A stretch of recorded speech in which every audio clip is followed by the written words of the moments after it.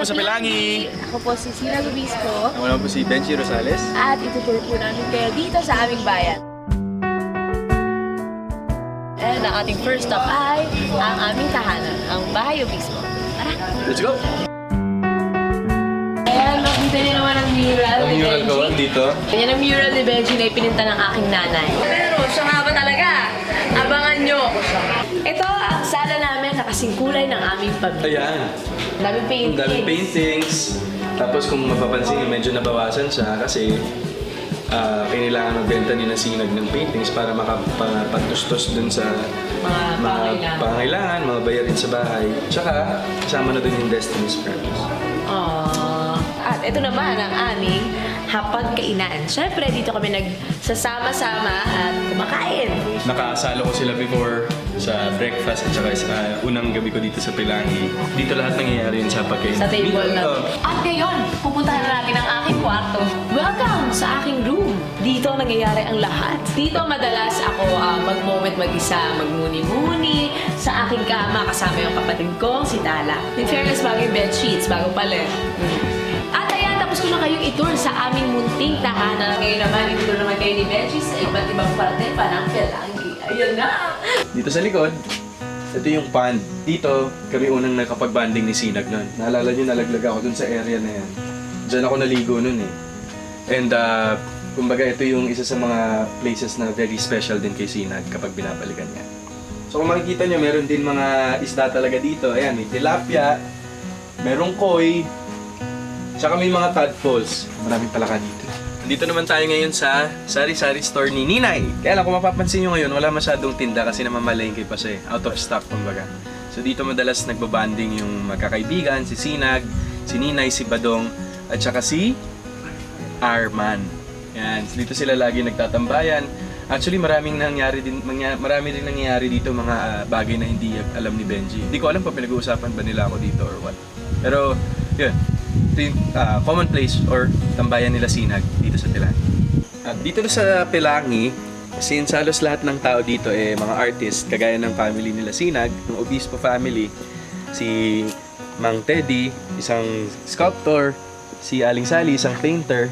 So halos lahat sila dito is artistically inclined. So nandito tayo ngayon sa tinatawag na Kalye Sining. So since dito sa Pelangi, meron silang tinatawag na Music and Arts Festival. Kumbaga, makikita nyo, ayan, puro art expressed in different ways. It's either through painting, through music, through pagkanta. Basta all forms of art, dito nangyayari yun. So, once a year, nagtitipon-tipon lahat ng mga artists ng Pelangi para i-celebrate ang art. Ito naman ang aviary. So, dito kami madalas magkita ni Sina, dito kami madalas mag-date. Tapos ito yung pinaka-meeting place namin. At isa rin to, ito talaga yung mga pinaka-paborito niyang lugar sa lahat. Kasi, maraming ibon dito at sabi niya, nakakausap daw niya yung mga ibon, di umano. So si Sinag daw isang bird whisperer. Kaya, well, very special din tong place na to para sa amin kasi maraming magagandang memories ang nandito sa aviary.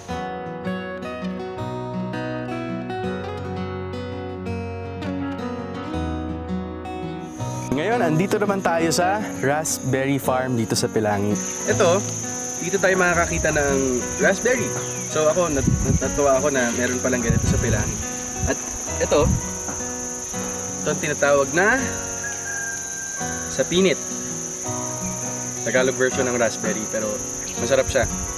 Medyo matamis. Tapos pwede itong gawing shake. So dito, dinala ako ni Sinag para tulungan siya kasi ito yung racket niya dito everyday. Yung tumulong sa mga magsasaka ng raspberry para makarami-rami sila ng harvest. At dahil nandito na din kayo sa Pelangi, baka naman gusto niyong bisitahin ang bahay ng isa sa pinakamalditang babae dito. Sila Marjorie. Bisitahin na natin ang mansyon nila Marjorie at ni Mayor. Tara! Hi guys! Welcome to the Escobar Mansion. I'll give you a tour. This is our receiving area. This is my favorite place. A fireplace, this house. And I want you to meet my daddy. Hi, welcome. The mayor of Penang.